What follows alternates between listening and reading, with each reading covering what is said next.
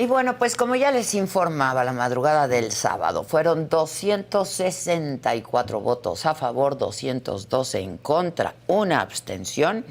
La Cámara de Diputados aprobó reformas a las leyes para que la Guardia Nacional pase a la Secretaría de la Defensa Nacional. Al dictamen se le dispensaron todos los trámites para que su votación se diera así, en fast track. Y así se vivió parte de la sesión, que duró más de 14 horas. Someta a consideración si encontramos la generosidad, la sensibilidad que hoy hemos visto, que se ha manifestado en las iniciativas presentadas por mis pido compañeras. Al orador que concluya, por favor. Sí, gracias, concluyo. Sí se dispensa el trámite y que sea de urgente resolución. Cualquier estudiante de Derecho de primer semestre, cualquier aficionado a la vida pública de este país sabe que ningún decreto, ningún reglamento, ninguna circular y ninguna ley secundaria puede estar por encima de la Constitución. Revisando, porque siempre hay un tuit, el tuit del presidente, 26 de abril del 2010, y decía lo siguiente: debe fortalecerse el poder civil con el establecimiento de la democracia. El militarismo no es la solución. Qué rápido se le olvidó al presidente de la República. Hoy ustedes insisten en un modelo agotado de policías municipales y policías estatales que no gozan de la confianza y del respaldo de la ciudadanía. La política de abrazos y no balazos está matando a los mexicanos. Y con ustedes se han achicado las calles y se nos han quitado libertades. La solución es fortalecer las instituciones de seguridad y ahí debería estar el debate. Bueno, luego de esta aprobación en diputados, el coordinador de Morena en el Senado, Ricardo Monreal, aseguró que la discusión en esa Cámara será con responsabilidad y sin adelantar procedimientos. Lo dijo así. No calificamos el trabajo de la colegisladora, dado que es un órgano autónomo y al que respetamos. Pero en el Senado actuaremos con responsabilidad en este proceso legislativo tan importante para la vida del país.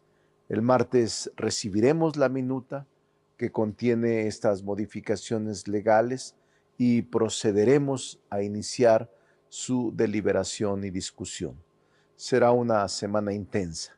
No adelantamos vísperas, pero tampoco adelantamos procedimientos. Vamos a intentar construir los acuerdos en los mejores términos en las próximas horas. Bueno, pues para hablar de este tema nos enlazamos en este momento vía Zoom con Miguel Ángel Mancera, coordinador de los senadores del PRD. ¿Cómo estás, Miguel, querido? Adela, me da mucho gusto saludarte, saludar a toda tu audiencia. Comunico contigo efectivamente vía Zoom porque vamos en un trayecto aquí de carretera, pero con mucho gusto de estar en comunicación. ¿A dónde vas? Y pues estar platicando. Estamos camino al inicio pues de la gestión de Julio Menchaca en el estado de Hidalgo. Ya, vas ahí a la toma de protesta. Correcto. Muy bien. Oye, Miguel, a ver, estará por llegar, ¿no?, de un momento a otro al Senado la iniciativa para entregar la Guardia Nacional a la Secretaría de la Defensa. ¿Cómo va a ser ahí? Porque, a ver, se necesita mayoría simple para que pase y Morena la tiene. ¿Cómo va a ser ahí la discusión, Miguel?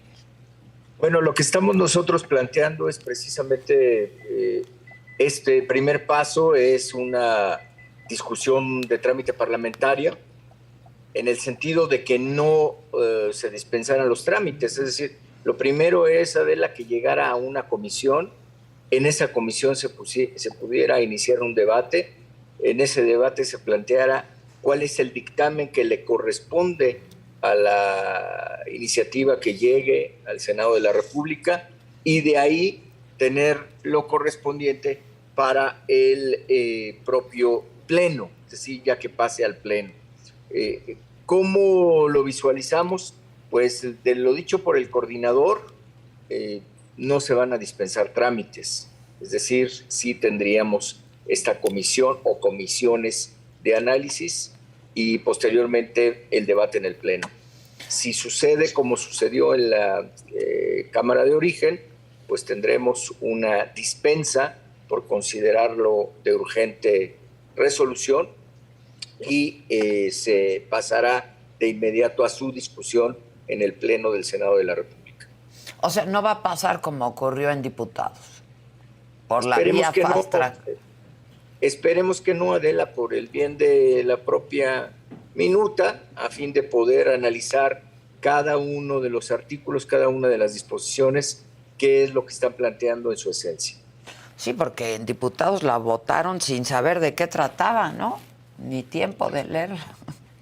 Efectivamente, nuestro planteamiento es precisamente para que se pudiera llevar a cabo una discusión mucho más a fondo de cada una de las modificaciones que se están planteando para la Guardia Nacional.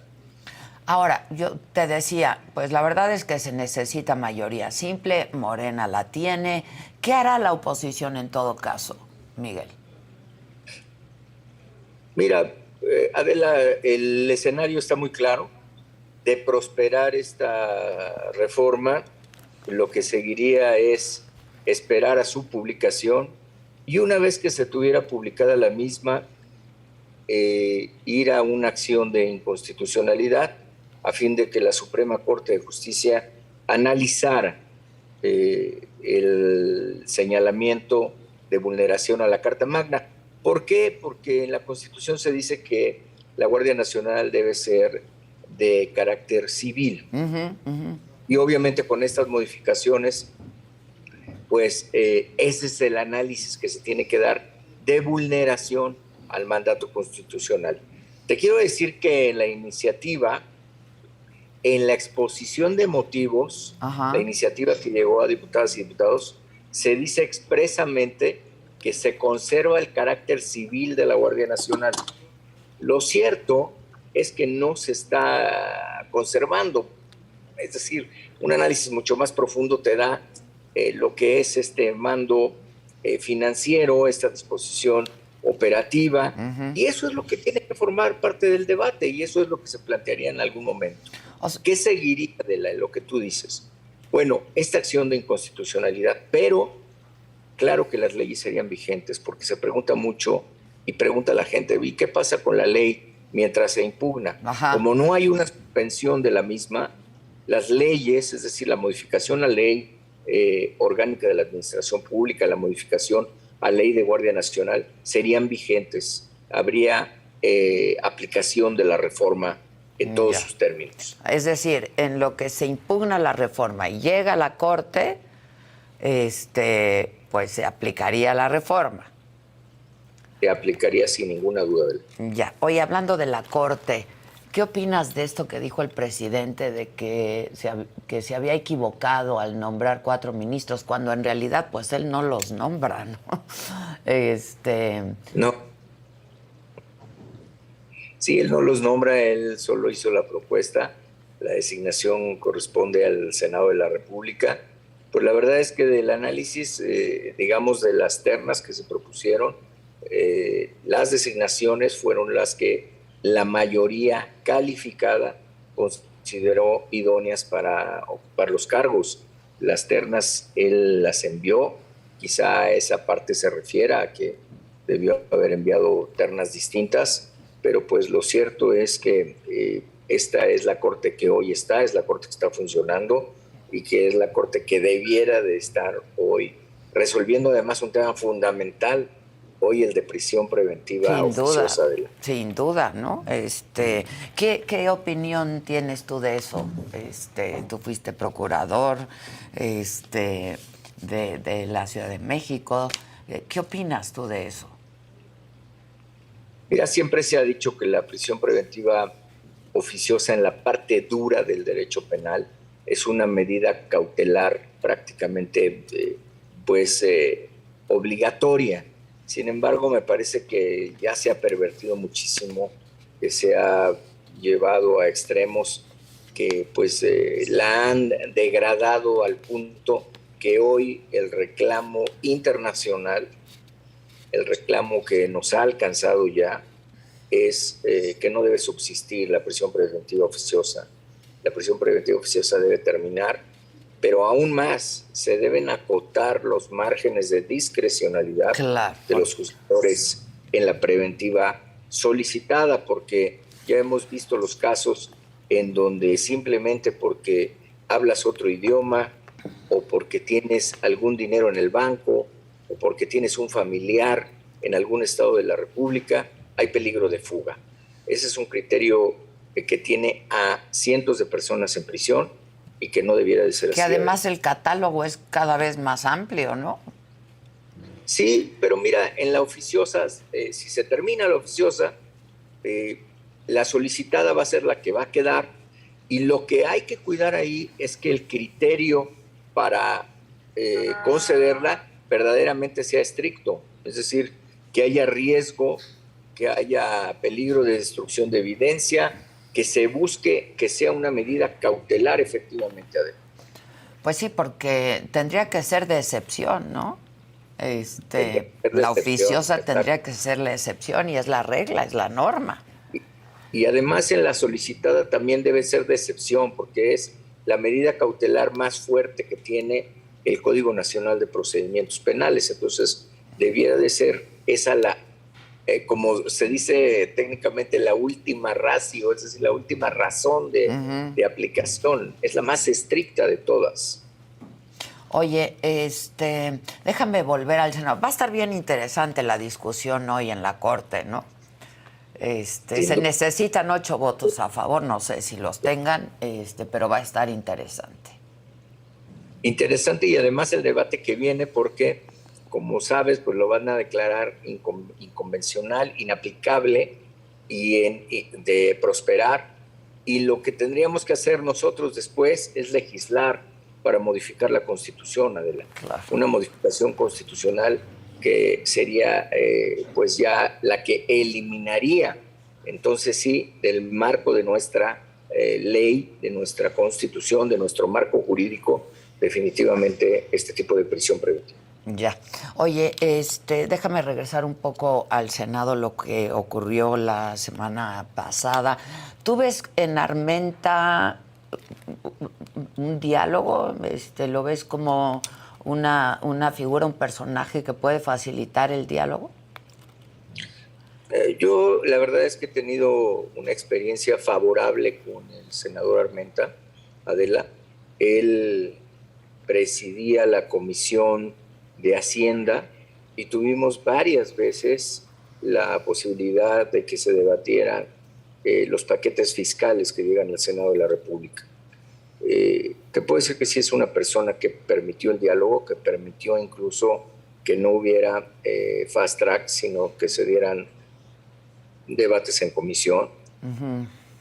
Entonces, pues digamos que hay buenos augurios de poder trabajar en su presidencia con equilibrio.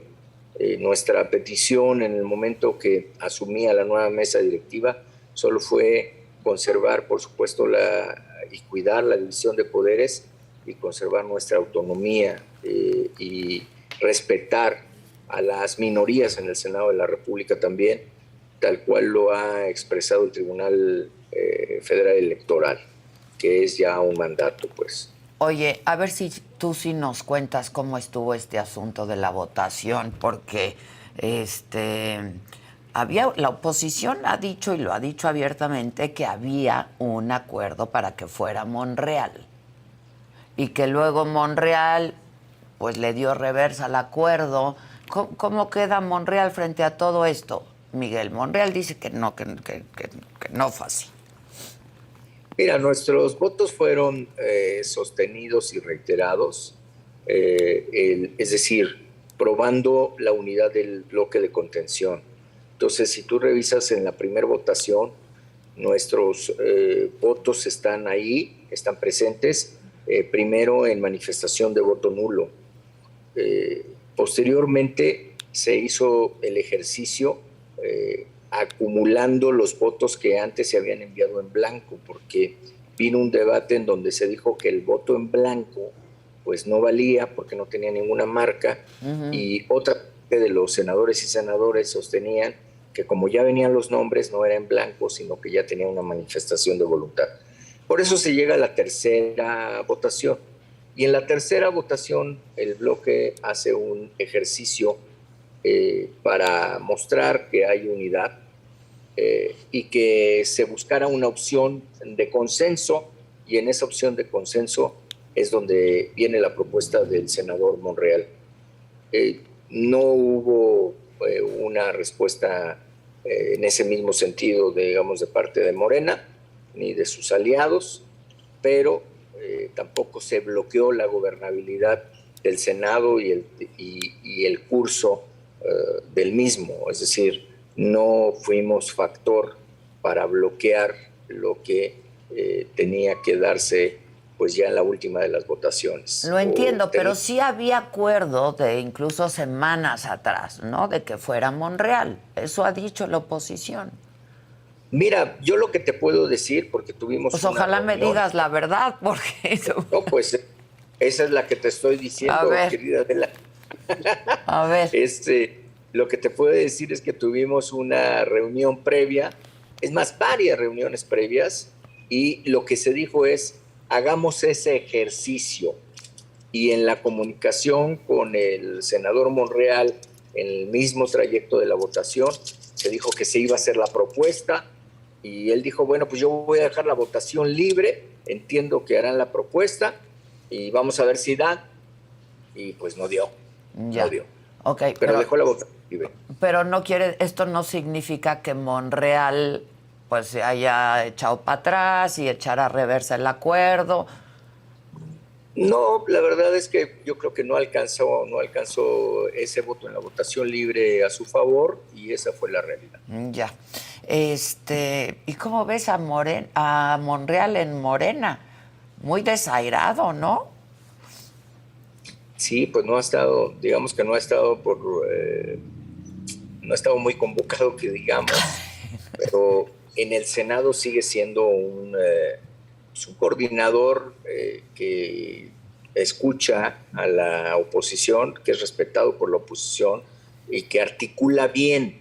Yo entiendo y quisiera entender que es un factor importante incluso para el gobierno de la República que Monreal siga articulando, porque hoy, por ejemplo, en este trámite que se espera en la víspera de este trámite de la sesión del martes, pues ya sabemos, puede estar este envío a comisiones, pero el resultado va a ser de todas maneras el que está esperando el gobierno de la República, porque no nos alcanza para hacerlo. No les alcanza. No nos alcanza, esta es la realidad. Y al no alcanzarnos, pues lo que tenemos que esperar es nuestra acción de inconstitucionalidad. Nos ha ido bien en las acciones de inconstitucionalidad, llevamos buen promedio, pero llevamos una veintena presentada ya de las mismas. Entonces, pues esta se sumará a esa larga lista. Te mando un abrazo, querido Miguel. Que te va pronto con mi tocayo. Pues tú dices. La gente está pidiendo ya ese regreso. ¿Qué más pide la gente? Oye, no, sí, pues ustedes digan cuándo, de que nos la pasamos bien, la pasamos bien. Vamos a hacer el oso otra vez. Pues mira, ya, ahora sí que eso ya es norma también. Ahorita no te canto porque es muy temprano, Adela. Oye, pero ¿no le quieres dar gracias a nadie? Yo le quiero saludar a todos y obviamente decirles que amenazamos con volver a otro de esos programas con Adela. Oye, pero a Yair, ¿no? ¿Quieres agradecer? Yair, la verdad, muchísimas gracias, la verdad, por este gran maestro. Siempre le estamos muy agradecidos, querido Yair. Te mando un fuerte abrazo, maestro. Bueno, Pues se vienen tiempos interesantes, para decirlo menos, mi querido Miguel. Te mando un abrazo, te veo pronto. Gracias. Muchas gracias. Gracias. Bueno, ¿dónde está mi equipo de trabajo? Bueno, en lo que viene mi equipo de trabajo, déjenme decirles que está mejor que nunca Chairistegui Online. Y es hoy a las 8 de la noche. Por más astuta que sea la estrategia de seguridad de abrazos y no balazos, pues parece ser que los criminales no han entendido el mensaje, porque por alguna razón incomprensible, pues siguen eligiendo los balazos. Quizás... Bueno, ¿qué les van a enseñar en esas clases? A respetar, a no maltratar, a no golpear, a no humillar. Nuestra humanidad no tiene esperanzas, si nos tienen que enseñar a respetar. Ya, cállense, cállense. Estoy escuchando unos golpes en mi cabeza. ¿Qué está pasando? ¿Qué está pasando? Tenemos que hablar de los montadeudas, que otra vez pues me suena como al nombre de una caricatura ochentera, ¿no? Hoy en los montadeudas. Bueno, la cosa es que pues tenemos que hablar de lo que sucede con ellos, porque el secretario de Seguridad Pública capitalino, Omar García Harfuch, así se dice, siguen los golpes. Por favor, silencio. Dios mío. ¿Qué tacones traerá Adela que así suenan sus pasos?